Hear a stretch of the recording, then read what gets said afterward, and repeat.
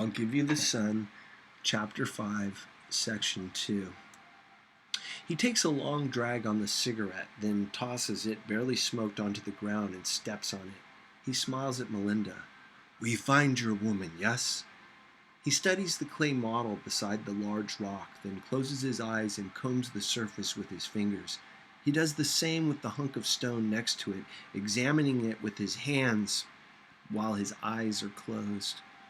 "Okay," he says, taking the power drill off the table. I can feel the excitement of the students as he, without any hesitation, plows straight into the rock. Before long, a dust cloud forms and I can't see anymore. I need to get closer. I mean, really close. I think I need to live on this man's shoulder like a parrot. When the noise stops and the dust clears, all the students start clapping. There in the rock is the curved back of a woman identical to the one on the clay model. It's unbelievable. "Please," he says, "back to your own work." He hands Melinda the drill. "You will find the rest of her now." He goes from student to student, sometimes not saying a thing, sometimes exploding into praise. "Yes!" he cries to one of them. "You did it! Look at that breast! The most beautiful breast I ever see!" Kid cracks up and the artist cuffs him on the head like a proud father might. It makes something pool in my chest. To another student he says, "Very good. Now it's time to forget everything I just say. Now you go slow. So slow. You caress the stone. You make love to it, but gently. Understand? Use the chisels, nothing else. One wrong move and you ruin everything. No pressure." Same head cuff for him. When he seems to determine that no one needs him, he goes back inside. I follow him, walking to the other side of the landing where the windows are, standing to the side so I can see in without being seen. Inside, there are more rock giants, and on the far side of the studio, 3 naked women with thin red scarves veiling their bodies. They're modeling on a platform surrounded by a group of students sketching. No naked English guy.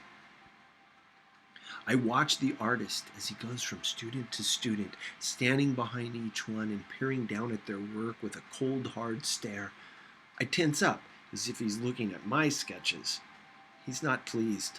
All at once, he claps his hands and everyone stops drawing. Through the window, I hear muffled words as he becomes increasingly animated and his hands begin to glide around like Malaysian flying frogs.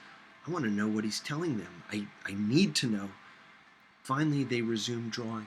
He grabs a pencil and pad off the table and joins them, saying the following so loudly and with so much rocket fuel in his voice, I hear it through the window. "Sketch like it matters, people. No time to waste, nothing to lose. We are remaking the world, nothing less. Understand?" Just like Mom says. And yes, I do understand. My heart is beating. I totally understand. Self-portrait. Boy remakes world before world remakes boy. He sits down and begins sketching with the group. I've never seen anything like the way his hand races back and forth across the pad, the way his eyes seem to suck every morsel of the models posing before him. My stomach's in my throat as I try to figure out what he's doing, as I study the way he holds the pencil, the way he is the pencil. I don't even need to see a sketch pad to know the genius that's on it. Until this moment, I didn't realize how badly I sucked, how far I have to go. I really might not get into CSA. The Ouija board was right. I stumbled down the fire escape, lightheaded, unsteady. In one split second, I saw everything I could be, everything I want to be, and all that I am not. The sidewalk has risen up and I'm sliding down it. I'm not even 14, I tell myself. I have years and years to get good. But I bet Picasso was already hella good at my age. What have I been thinking? I totally freaking blow. I'm never going to get into CSA. I'm so stuck in this toilet-licking conversation in my head, I almost fly past the red car parked out in front that looks just like Mom's car. But it couldn't be. What in the world would she be doing all the way over here? I glance at the plates. It is Mom's car. I swivel around. Not only is it Mom's car, but Mom's in it, bent over the passenger seat. What's she doing? I knock on the window. She springs up, but doesn't seem as surprised to see me as I am to see her.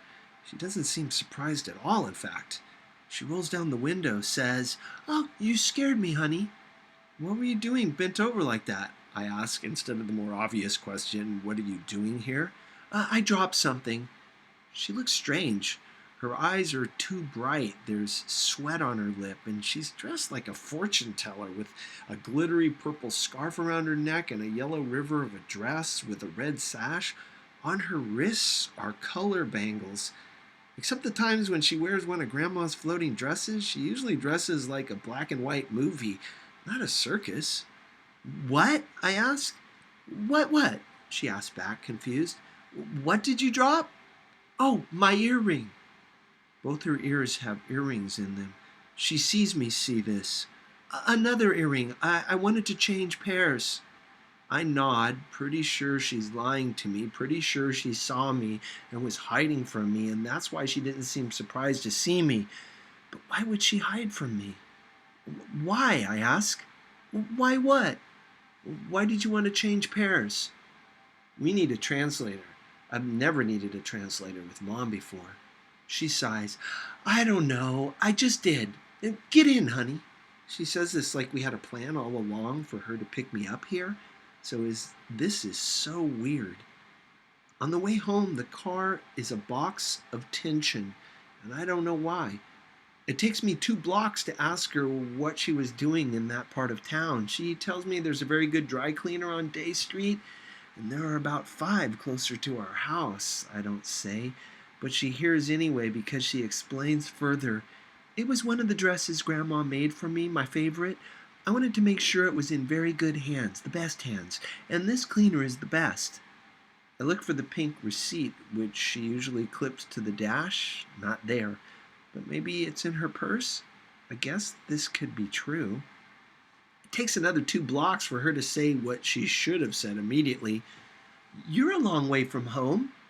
I tell her I went for a walk and ended up there, not wanting to tell her I hopped a fence, climbed a fire escape, and stalked some genius who made it very clear she's wrong about me and my talent. She's about to question me further, I can tell, but then her phone vibrates on her lap.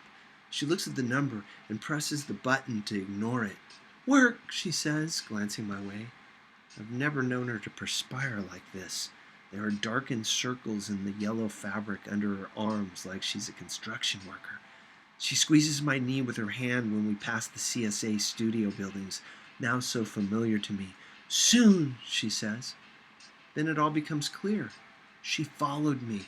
She's worried about me because I've been such a hermit crab. There's no other explanation that makes sense, and she hid and lied to me about the dry cleaner because she didn't want me to freak out about her spying on me and invading my privacy. I relax into this explanation until she takes the second instead of the third left up the hill and near the top pulls into a driveway. I stare in disbelief as she gets out, saying, "Well, aren't you coming in?" She's almost to the door, keys in hand, when she realizes she's on her way into some other house where some other family lives. Portrait. Mom sleepwalking into another life. "Where's my head?" she says when she gets back in the car. This could be funny. It should be, but it's not.